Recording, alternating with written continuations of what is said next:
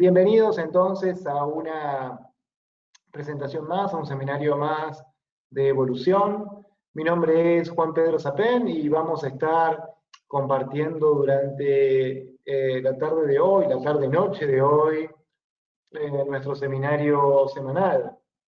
Recuerden que este seminario semanal se puede después compartir y ver a través de nuestro canal en YouTube y van a recibir todos una notificación para que lo puedan descargar o ver en el canal.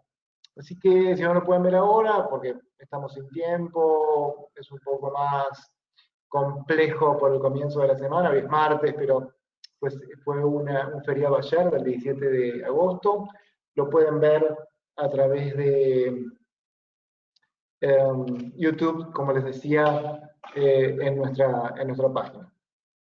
Bien, entonces vamos a comenzar con nuestro seminario del día de hoy y vamos a hacer un seminario de esta manera. Lo primero que vamos a hacer es hacer una pequeña presentación.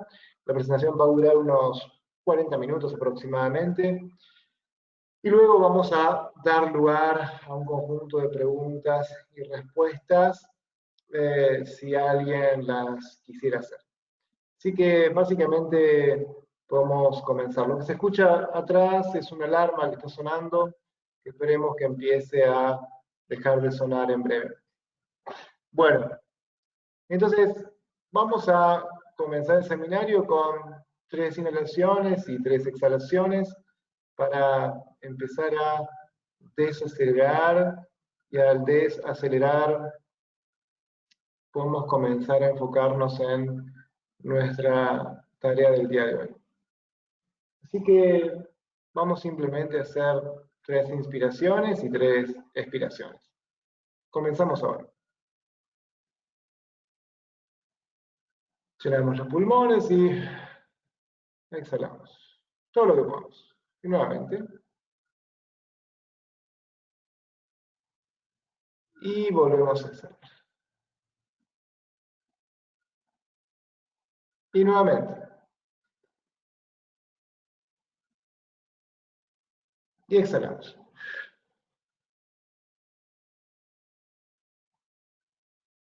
Perfecto. Y entonces vamos a comenzar el seminario de hoy analizando nuestro primer año de tratamiento, como decíamos, y por qué nos ocupamos del primer año de tratamiento. Bueno, nos ocupamos del primer año porque el primer año tiene una gran cantidad de información que absorber, muchos cambios se dan en el primer año y las personas van pasando por diferentes periodos y por diferentes etapas, como decíamos, esos periodos y esas etapas marcan un proceso de recuperación bastante preciso y bastante notable a lo largo de los meses que tenemos por delante. Así que básicamente nuestro primer año de tratamiento consiste en una primera etapa que suele durar aproximadamente unos 4 meses. Tengamos presente que estas etapas en el proceso de recuperación van variando de persona en persona, pero aproximadamente cada una dura de 4 a 3 meses, así que fundamentalmente tenemos etapas de 4 meses y un poquito más en algunas, y otras etapas de unos 3 meses o un poquito menos de 4 meses, con lo cual totalizamos aproximadamente el año. Así que en este primer año de tratamiento, la primera etapa dura, como decíamos, más o menos 4 meses, y consiste fundamentalmente en que la persona, a través de lo que ella o él consideran que deben hacer, o de lo que otros le piden que desarrolle o haga, empieza a permanecer en sobriedad. o mejor dicho, empieza a permanecer en abstinencia. Esto es, puede detener el consumo de alcohol, puede detener el consumo de drogas, y ese consumo de alcohol y ese consumo de drogas, al detenerse, hace que pueda ese futuro, la futura persona recuperada, empezar a permanecer en sobriedad. Entonces,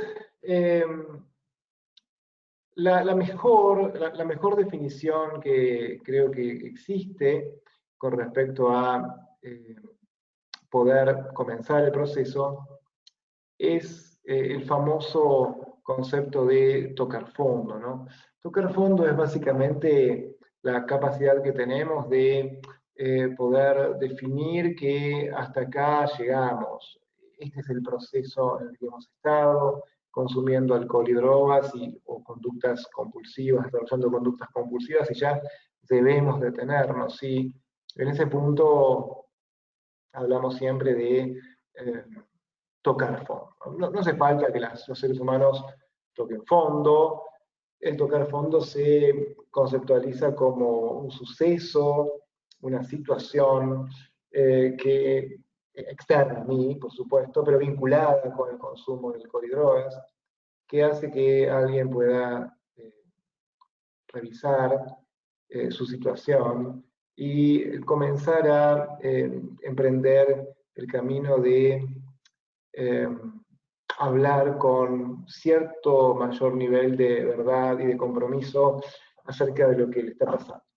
Así que tocamos fondo básicamente cuando podemos hablar con honestidad sobre lo que nos pasa a nosotros mismos. Cuando podemos hablar sobre lo que está sucediendo en nosotros, sobre cuáles son nuestros pensamientos, o sobre cuáles son nuestras emociones. Aunque no sepamos muy bien o no tengamos mucha claridad en el comienzo, pero sí podemos empezar a tener buena voluntad, cierta apertura y por supuesto una cuota importante de honestidad para avanzar en lo que a mí me está pasando. Y en este proceso de esta primera etapa de recuperación, la posibilidad de expresarme con humildad, con honestidad, con apertura, con buena voluntad, junto con el hecho de identificar que debo parar, que debo empezar un proceso de recuperación, es fundamental, aunque pueda no hacerlo. Y entonces aquí vamos a sumar otro concepto sumamente importante, súper importante, que denominamos cómo tener éxito, o que se relaciona con cómo tener éxito en nuestra recuperación temprana, ¿no? Bueno, y uno de los principios más importantes sobre cómo tener éxito en este periodo de recuperación temprana es básicamente atenerse a cierto protocolo de trabajo.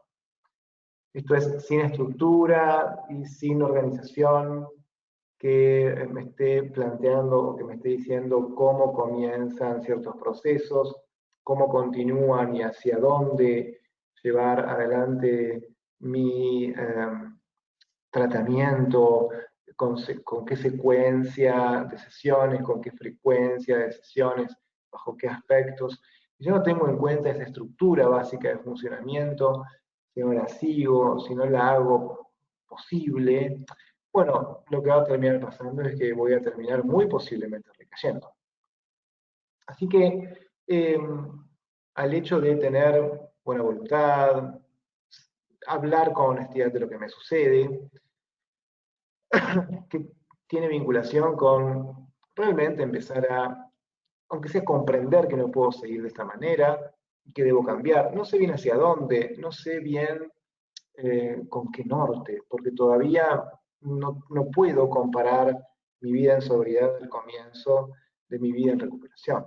A veces simplemente no conocemos, no recordamos, no tenemos presente una vida en recuperación, simplemente porque hace mucho que no hemos vivido sin drogas y sin alcohol, y no nos acordamos o no experimentamos cómo era esto de vivir sin drogas y sin alcohol, o con un nivel mayor de satisfacción, de contento y de bienestar. Y entonces, solo comienzo a tientas. En general, el proceso al comienzo empieza a tientas. Entonces, como empieza a tientas, y tengo algo muy clásico que llamamos ambivalencia. La ambivalencia no es más ni menos que el hecho de que una parte de mí se quiere recuperar, una parte de mí sabe, reconoce que está con dificultades, que tiene problemas, pero otra parte de mí realmente no lo sabe. No tenemos capacidad para poder entrar en el proceso y pensamos que es demasiado, que es muy difícil, que es para otra gente, que yo no estoy tan mal, que tengo muchas más chances haciendo las cosas como a mí me parece, cuando en realidad ya lo he tratado de hacer muchas veces antes, ¿no? Y entonces, evidentemente, en esta primera etapa, eh, con estas ambivalencias, y por todo lo que comentaba recién, el proceso de tener cierta estructura es fundamental. Entonces, no vamos a poder avanzar en el territorio de la recuperación si no tenemos una adecuada estructura. Y esa estructura la dan básicamente no solamente el tratamiento grupal, sino el tratamiento individual y todas las tareas de rehabilitación que yo hago. Así que podríamos conceptualizar que la rehabilitación, en cuanto al proceso de recuperación del alcohol y las drogas, tiene varios aspectos. El primero es el tratamiento. El tratamiento es venir a los grupos, hacer terapia, tomar psicofármacos o medicamentos que me ayuden a no tener tanto craving, tanto impulso en cuanto al consumo de alcohol o drogas, por un lado. Y por otro lado, desarrollar algo que nosotros llamamos entrar en recuperación.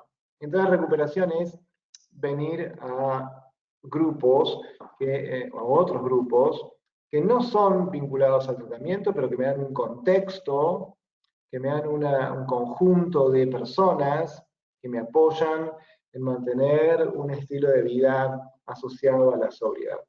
Y esto es, o en esto consiste, o en esto consisten los grupos que nosotros solemos llevar adelante, con la filosofía de 12 pasos de Alcohólicos o Narcóticos Anónimos, que es una organización que funciona de esa manera, o con la posibilidad de llevar adelante un programa budista con conciencia plena, con metodologías vinculadas con la meditación, y con un conjunto de conceptos promulgados por Buda hace 2500 años y que se han adaptado al territorio de la recuperación de las adicciones. O en tercer lugar, con nuestro programa de tratamiento cognitivo-comportamental o de terapia racional emotiva conductual, a donde las personas se enfocan mucho en sus pensamientos, en sus creencias y en los cambios de conducta que son necesarios para mantenerse en sobriedad.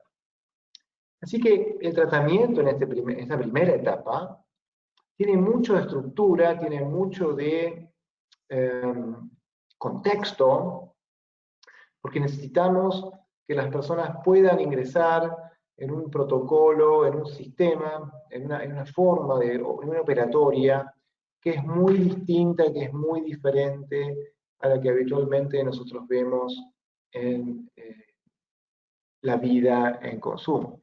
Cuando las personas están con una vida vinculada con el consumo de alcohol o consumo de drogas o cualquier conducta compulsiva, en general te estás recuperando de los efectos destructivos de las drogas o el alcohol, o estás consumiendo drogas o alcohol, o estás embarcándote en conductas compulsivas, o estás resolviendo o tratando de solucionar los problemas que eso te generó. Entonces, el día es una gran obsesión acerca del consumo, un gran pensamiento sobre la próxima dosis que voy a usar o la próxima compra que voy a hacer. A veces las cosas no empiezan, por supuesto, de esta manera, sino que son bastante más leves en cuanto al impacto y su manifestación, pero con el tiempo todo comienza a desbarrancarse si no hace tratamiento. Las enfermedades adictivas son enfermedades crónicas, son progresivas y son, por supuesto, potencialmente mortales si no se tratan. Así que la estructura que da la recuperación o la rehabilitación tiene estos dos grandes ejes. Por un lado está el tratamiento, con todos los componentes de terapia individual, familiar. Después daríamos un foco importante a la terapia familiar, el tratamiento con básicamente los grupos y el protocolo de rehabilitación que habitualmente llevamos adelante. Y por otro lado, con la recuperación. Y la recuperación supone el hecho de formar parte de un conjunto de filosofías, de un conjunto de herramientas, de un conjunto de elementos, solamente teóricos, sino también muy prácticos, acerca de la filosofía de la recuperación, que incluye, pero que no es del todo, por supuesto que no es suficiente, pero que abarca grupos de 12 pasos o ayuda mutua, grupos de budismo y de recuperación con base en la conciencia plena, grupos de tratamiento simbólico, cognitivo-comportamental, como el que también tenemos, y por supuesto otros aspectos que se suman a establecer cierta comunidad vinculada a la recuperación. Así que en ese primer periodo de estos 4 primeros meses, como comentaba, estos cambios se van dando y se van modificando, y por supuesto que es un proceso relacionado con la curación cerebral, con la curación del sistema nervioso, porque básicamente cuando dejaste de usar drogas o alcohol, el cerebro es muy plástico y comienza a, sobre todo si haces tratamiento, comienza a recuperarse, comienza a restablecerse, comienza a reparar ciertos circuitos, ciertas vías que se encontraban muy inhibidas y con muchas dificultades de funcionamiento, para que finalmente podamos lograr un poco más de autonomía y un poco más de curación. Al respecto, nuestro próximo seminario, o el siguiente, ya veremos, no lo tenemos muy claro todavía, se va a basar en, se va a llamar algo así como Buenas Noticias sobre la Recuperación, y va a hablar sobre cómo el sistema nervioso, cómo el corazón, cómo el resto de todo nuestro sistema corporal, físico, se va mejorando y va creciendo básicamente con la sobriedad sostenida. Así que este es un poco el concepto que queremos vincular ahora, de recuperación y de restablecimiento de salud cerebral y funcional si estamos en recuperación. Así que, por supuesto que esto incluye la relación con los familiares y la relación con otros significativos como tu novia, tu novio, tu esposa, tu esposo, o cualquier persona que te pueda acompañar.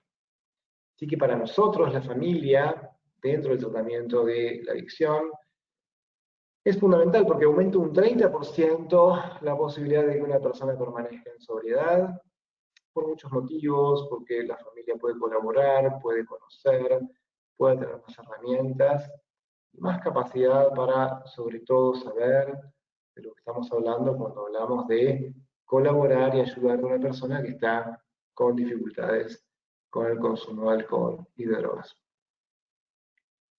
Los familiares al principio tienen una gran cantidad de prejuicios, tienen una gran cantidad de ideas preconcebidas acerca del consumo de alcohol, del consumo de drogas y por supuesto de la adicción. Y esas ideas que a veces los familiares tienen, seguramente interfieren con el proceso de curación, y la curación de las relaciones, de los vínculos, el saneamiento de todo esto, No es posible si tanto la persona que está en recuperación como su familia no se alinean alrededor de un mismo objetivo, que es el lograr mayor conciencia y mayor organización a la hora de establecer ciertas metas, ciertos objetivos, ciertas intervenciones sobre la necesidad de permanecer en sobriedad. Así que el protocolo incluye, o el programa también incluye, sin dudas, la participación de la familia en todo esto. Y básicamente estamos en esto, ¿no? En nuestra primera etapa, que consiste en parar, en detener, en abstenerse, en no continuar con el proceso de uso del alcohol y drogas. Y esto es muy importante, y tan importante es que finalmente, si podemos lograr que una persona pueda permanecer en sobriedad 2, 3, 4 meses, deteniendo este ciclo tan destructivo, y tratando seguramente cierta inestabilidad emocional, cierta inestabilidad en la conducta, ciertas dificultades para ponernos a pensar en lo que está necesitando ser cambiado y cómo modificar esto. Si podemos lograr todo esto, bueno, vamos a tener muchas más chances de pasar a la segunda etapa. Y llamamos técnicamente abstinencia, o es un proceso que dura de 4 meses a 3 meses y pico, a 4 meses más, a donde la persona entra en una abstinencia prolongada. Esta abstinencia prolongada, en donde va a sumar, básicamente cuando termine unos 8 meses de sobriedad. El proceso, si en el primero te ocupabas de detener la secuencia tan destructiva, identificar ciertos disparadores, contextos, personas, cambiar creencias, disminuir el estrés, todo lo que hablábamos recién, o que podríamos seguir hablando mucho tiempo más, ¿no? En esta segunda etapa, que llamamos abstinencia prolongada, lo que hacemos es enfocarnos ya en reconocer ciertos pensamientos, reconocer ciertas emociones, y entender cómo esos pensamientos, emociones y comportamientos están un poco más integrados en mí, y cómo yo puedo necesitar cambiar estas emociones en base a lo que pienso, y mis comportamientos de acuerdo a lo que yo pienso y a lo que siento. Así que en esta segunda etapa vamos a profundizar, o la persona clásicamente con bastante más coherencia, con bastante más foco, con bastante más especificidad sobre lo que puedes desarrollar, empieza a tener un poco más de flexibilidad y empieza a poder identificar mucho mejor cuáles son sus pensamientos y emociones, estar con ellas de manera más presente, no reaccionar o no responder de manera automática frente a ciertas emociones y ciertos pensamientos que pueden ser bastante poco placenteros, o generadores de mucha ansiedad o de mucho estrés. Y si logramos eso, bueno, vamos a mantener día a día todo un conjunto mayor de días, y luego semanas, y luego meses, ¿sí?, de sobriedad. Y esa sobriedad va a consolidar el proceso de curación del sistema nervioso, y esa curación el proceso de curación, decía, del sistema nervioso, va a establecer las bases y los cimientos para la etapa posterior. Pero en esta segunda etapa se avanza mucho sobre la posibilidad que tenemos de reconocer cuáles son los sesgos cognitivos, las formas de pensar que tengo que puedan ser poco funcionales, las emociones y las deficiencias o los déficits que yo tengo a la hora de procesar cierta información, y de poder pensar, y de poder sentir, y de poder actuar de una manera razonable y razonada. Entonces, En esta segunda etapa no solamente vamos a analizar mejor cómo se vinculan, con más profundidad cómo se vinculan, como decía, mis pensamientos, mis emociones y mis comportamientos, sino cómo hago para cambiar esto, y cómo este cambio que es tan central en mi vida tiene que ser un cambio que yo pueda llevar adelante. Y llevar adelante este cambio es fácil de entender para la mayoría de las personas, pero difícil de implementar en las múltiples situaciones que yo vivo. O sea, es algo que sabemos cómo diseñar, o que muchos de nuestros compañeros saben diseñar adecuadamente, saben enfocar adecuadamente, pero después cuando tenés que ponerte a trabajar sobre cómo cambiar esto, bueno, ahí tenés un problema, porque esto supone de cierta cintura, de cierto entrenamiento, y esto es algo que se requiere con práctica, con práctica, con práctica y con práctica. Y para eso van a haber recaídas a lo mejor, la gente puede volver a consumir drogas o alcohol o meterse en conductas problemáticas. Y esto no es una mala noticia, es parte de la adicción, la recaída, no es parte de la recuperación, pero se aprende de ella.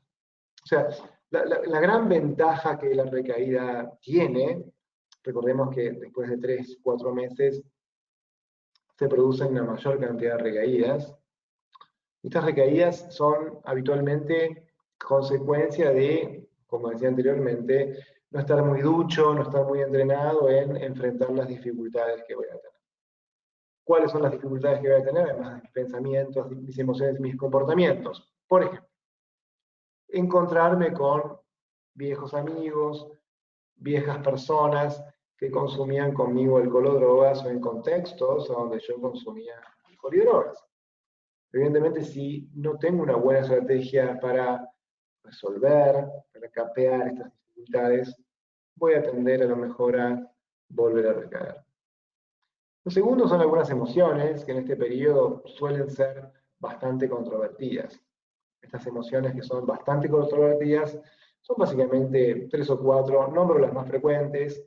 La primera es la ira. Suelen haber en esta etapa ciertas oscilaciones emocionales, y estas oscilaciones emocionales suelen ser bastante intensas y bastante extremas.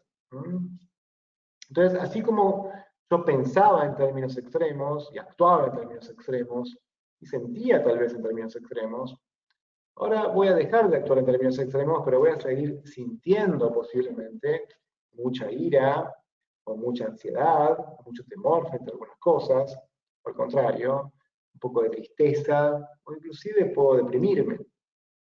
En esta etapa se deprimen más o menos un 40% de las personas, tienen síntomas compatibles con la depresión.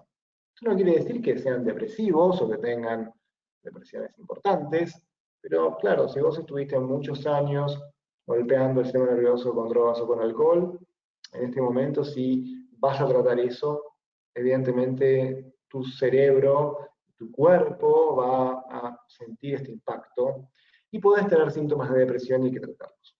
Así que estas emociones intensas son una segunda o tercera complicación que hay que resolver y avanzar en esta fase.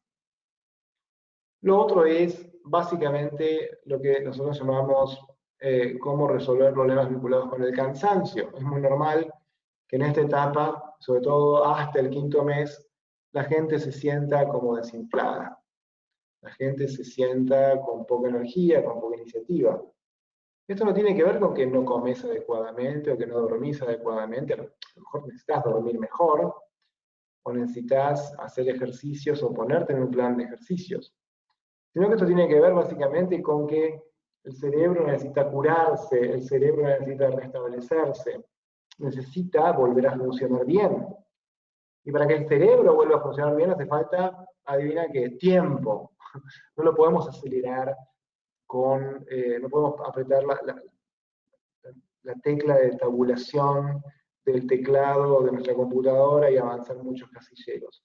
El tiempo, las semanas, los meses no se pueden acelerar, son procesos que necesitamos llevar adelante con el paso necesario. Entonces, la falta de atención que a veces sentimos, la falta de iniciativa, la falta de, o la necesidad para entrar a que nos interesen, nos gusten ciertas cosas que antes nos gustaban, va a tardar 5 meses más o menos, y eso tiene que ver con este proceso de curación, a donde la corteza dorso-lateral, la corteza prefrontal, dorso-lateral, empieza de nuevo a funcionar, empieza de nuevo a conectar, empieza a consumir glucosa.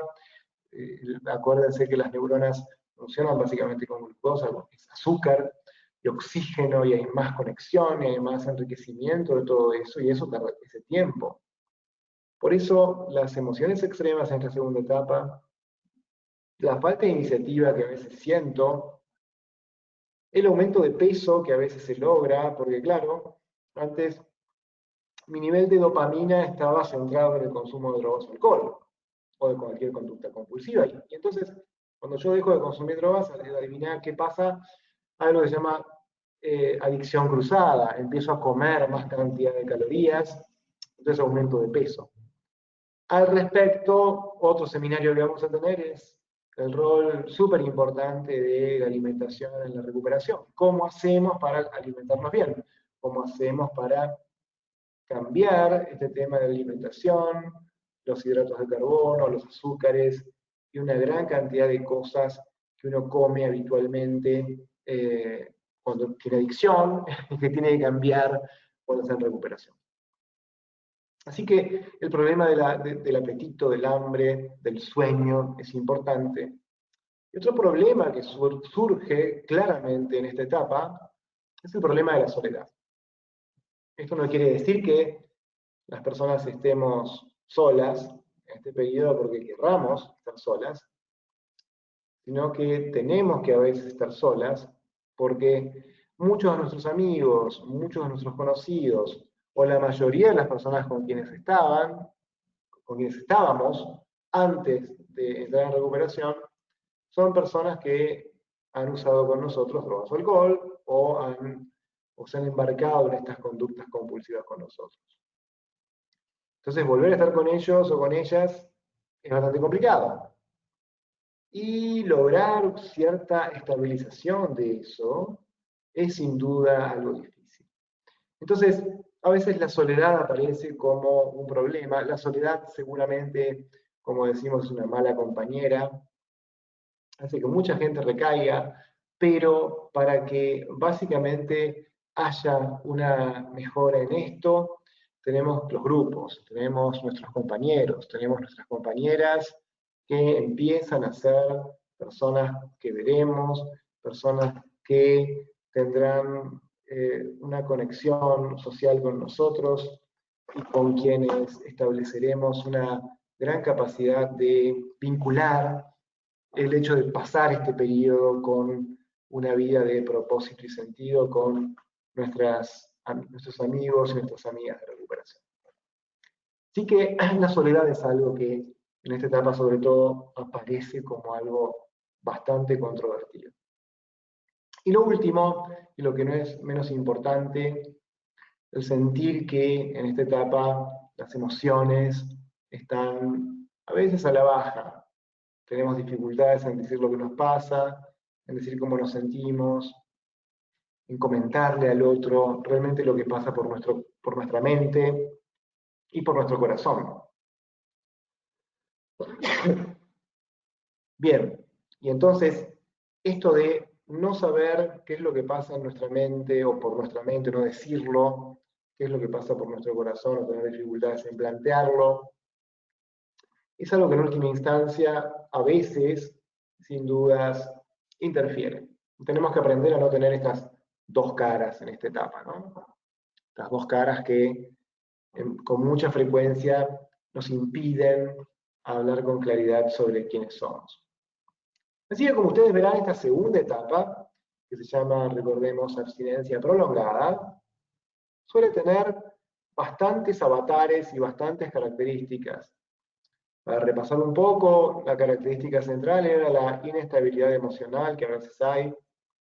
Lo segundo era este tema del cansancio, del hambre, de la ira o de las emociones muy intensas. de la sed en cuanto a emociones que no podemos compartir con otros, o en cuanto a nuestra posibilidad de pensar con claridad sobre lo que nos está pasando.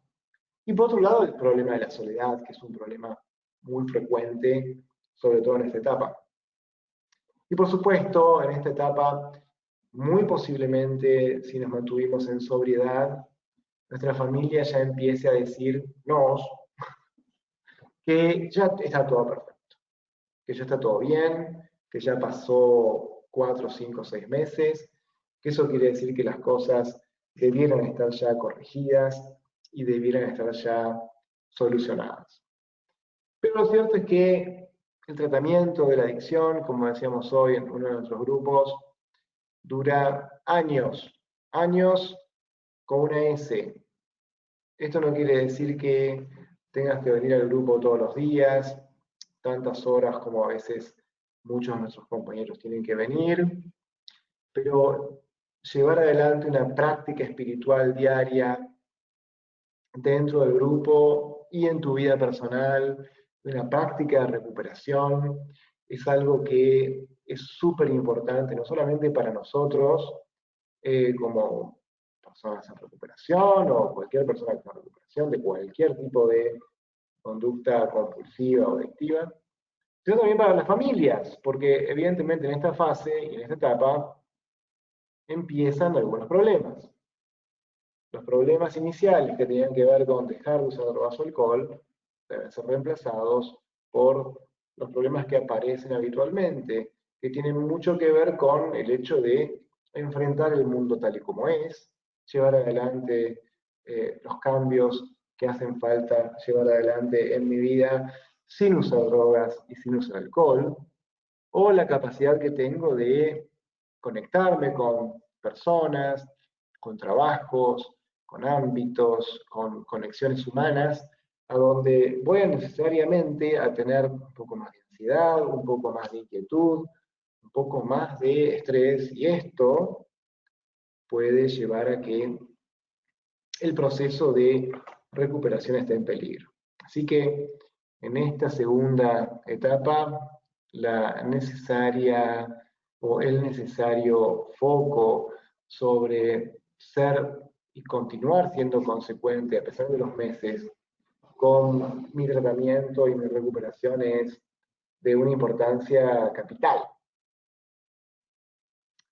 Muy bien, y si las cosas continúan con regularidad y siguen avanzando, y yo sigo avanzando aún con problemas, con alguna recaída eventual, pero con la capacidad que tenemos de, como seres humanos, restablecernos, puedo llegar a mi tercera etapa que llamamos de reajuste, de resolución, una etapa que tiene mucho más que ver con ya continuar con los beneficios que he ganado, tratando de llevar adelante estos cambios que yo he hecho en mis palabras, en mis acciones, en mi comportamiento, de mi forma de pensar acerca de mí mismo, del mundo y de otros.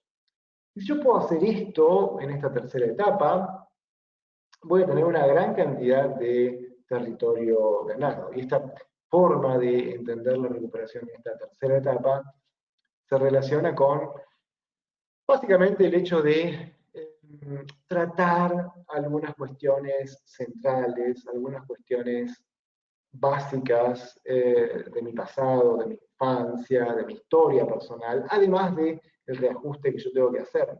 Reajuste es todos los cambios que yo he venido haciendo en los últimos 8 meses, que debo continuar estableciendo, que debo continuar asentando en mi día a día. Pero lo que mucho de lo que la investigación dice es que si yo no continúo analizando y revisando aspectos de mi vida en la infancia, aspectos de mi vida adolescente, vínculos, conexiones, vivencias, pérdidas, traumas, um, cosas importantes y trascendentes, tanto buenas como posiblemente controvertidas y malas que me hayan pasado, si yo no hago eso, la tasa de recaída a 5 años es realmente muy alta. Entonces, pareciera que yo puedo estar bien 1 año, 2 años, 3 años, que para el proceso de adicción es bastante interesante, pero no para mi vida, donde yo tengo que permanecer en sobriedad y recuperación durante el resto de mi vida. Yo no analizo si tengo dificultades en revisar estas cuestiones nucleares, dramas, pérdidas, aceptar esto como una vivencia que es prácticamente universal, el proceso, como ustedes saben, del trauma, las dificultades para regular eficazmente las emociones, la capacidad de aceptar el mundo y a mí mismo tal y como yo soy, y posiblemente aceptar que esa sensación de falta que voy a tener me va a acompañar durante un tiempo importante, tal vez, pero que no tengo que reaccionar en base a esto, con consumos de drogas y alcohol, para llenar este vacío interno que yo siento muy difícil de llenar, o a veces, en muchas ocasiones, nos sentimos en peligro, o sentimos que, por ejemplo, socialmente podemos tener temor, temor al ataque, temor a la crítica, temor a que no nos quieran, temor a que no podamos controlar ciertas situaciones. Y todo esto seguramente es algo, temor a no estar conectados socialmente. Y todo esto sin dudas, si no lo vemos, si no lo tratamos de corregir, si no lo revisamos terapéuticamente en nuestros grupos y en el tratamiento junto con otros individualmente, bueno, evidentemente en esta última etapa, a donde se construye una nueva persona, donde pensamos otras cosas, donde creemos otras cosas, a donde por otro lado podemos ponernos a realmente reconstruir esta vida que ha estado golpeada por el consumo de alcohol o drogas. Si no hago algo de esto, o todo de esto, bueno, mi posibilidad de recaída seguramente va a aumentar mucho.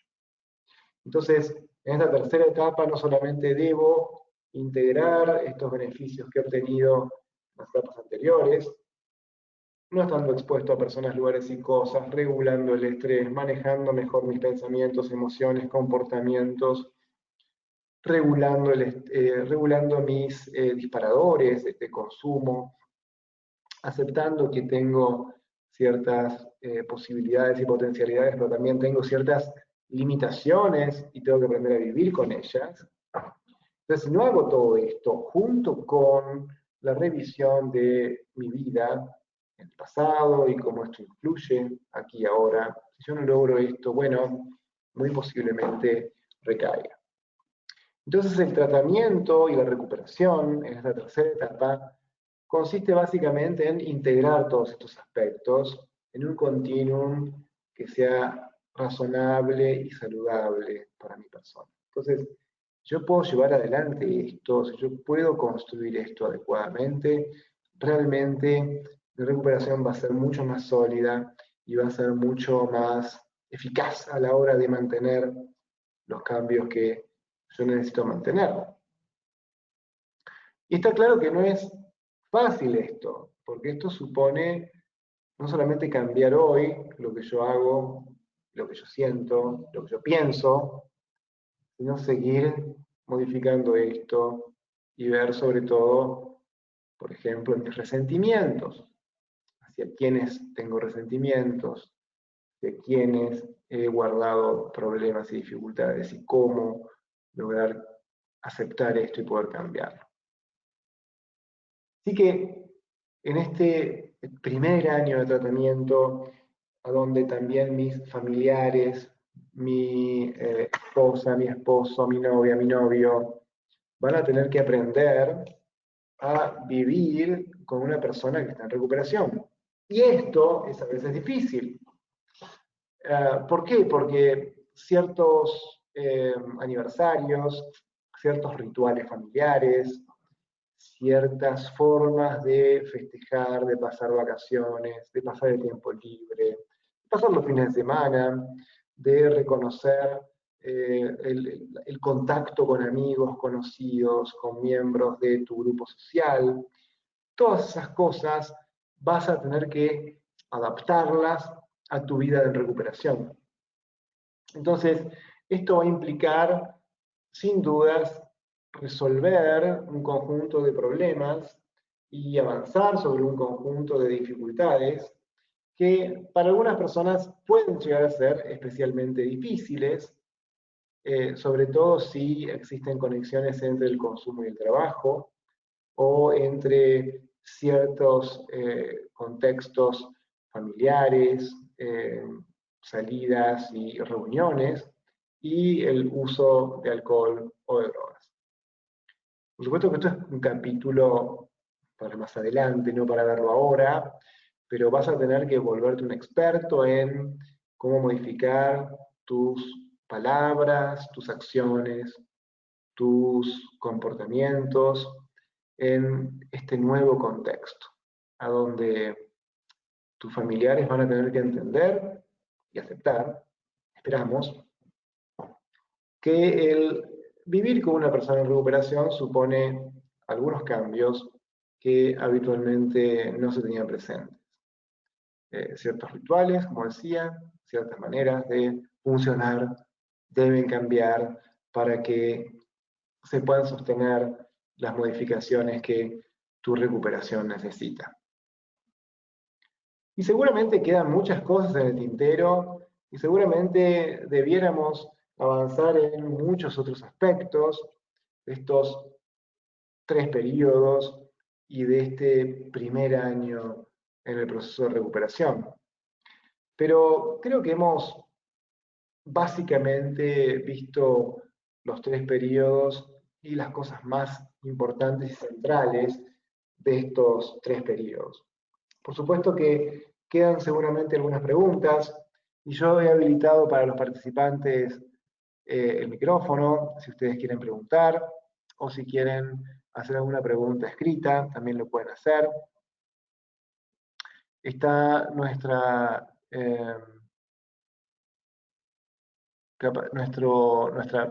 herramienta para enviar preguntas o para simplemente hablar de lo que haga falta y de lo que quieran comentar. Lo más importante en esto es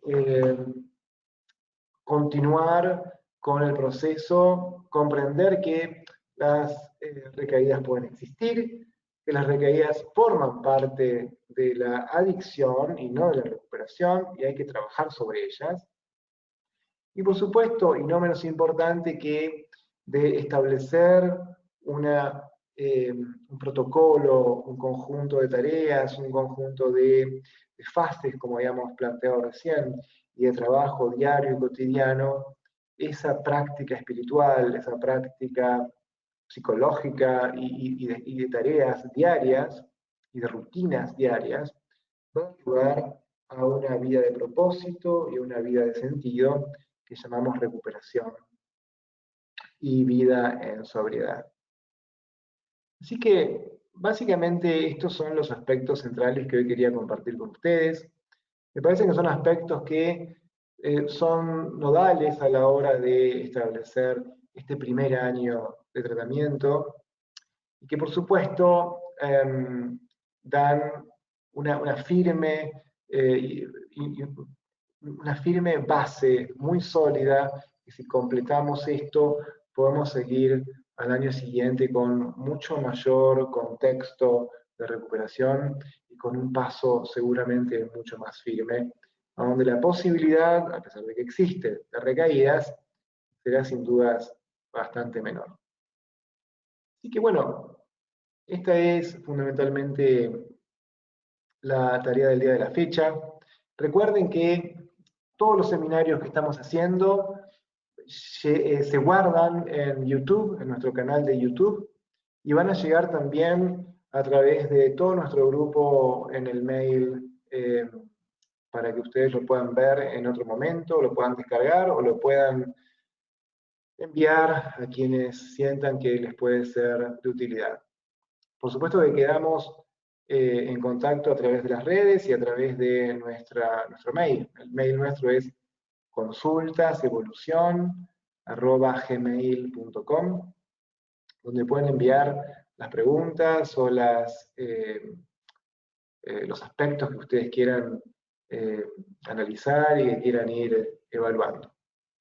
Así que la semana que viene, que es el día martes que viene, vamos a tener a las 19 horas nuestro habitual seminario con un tema que creo que es muy interesante y que tiene que ver con épico, súper importante. Vamos a poner el rol súper importante de la alimentación en el proceso de las adicciones.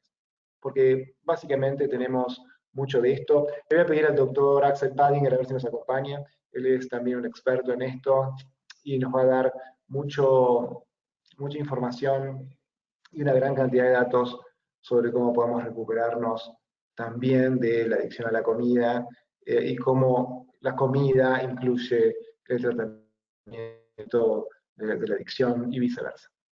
Así que, bueno, soy Juan Pedro Sapén y hemos compartido nuevamente un seminario aquí en Evolución. Les agradezco muchísimo la participación a todos y espero que les haya interesado el seminario como nos ha interesado a nosotros, o a mí, poder darlo y poder compartirlo con ustedes. Estamos en contacto y nos encontramos en el próximo martes a las 19. Buenas noches y les deseo una excelente semana.